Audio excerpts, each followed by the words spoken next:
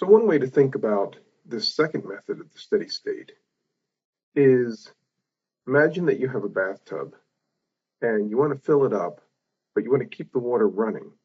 So you're going to have water both flowing in and flowing out.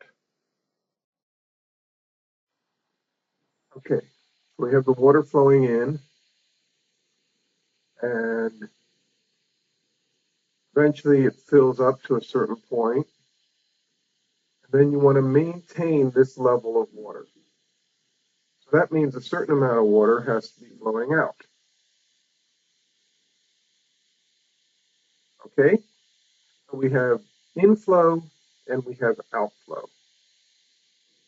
And this is really what the Solow growth model is all about. A steady state is that you're maintaining this level of water in the tub, but you're constantly adding water, and at the same time, you have water running out. So what do I have in mind here? Well, the water that's running in is savings or investment. So it's SZ times K to the alpha.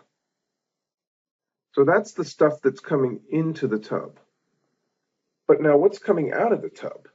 Well, we are writing everything in per capita terms. That's what the little k means.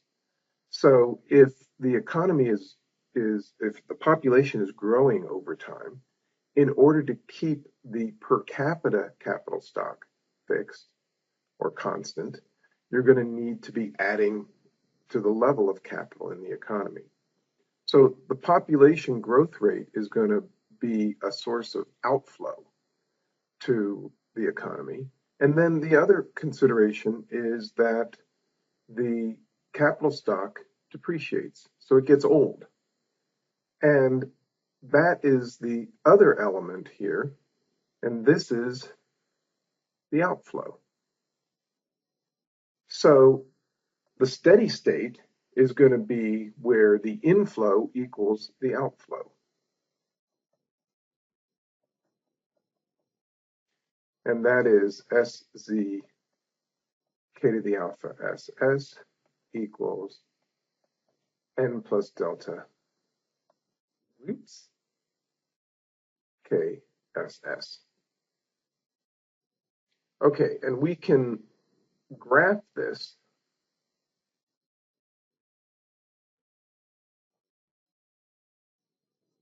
We can put K down here.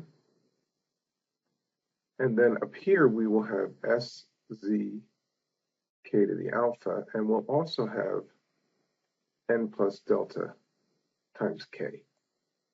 But what is SZ K to the alpha? Well, there's going to be, let's get some other colors in here.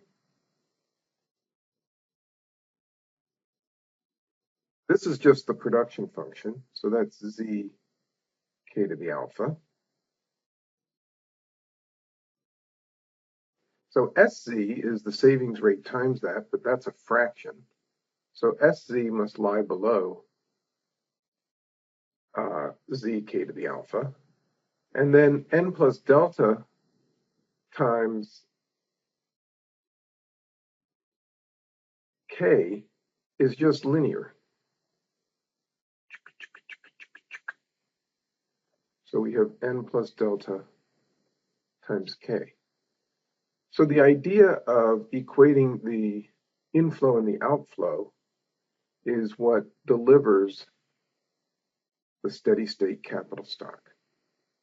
So if the capital stock is down here, what does that imply?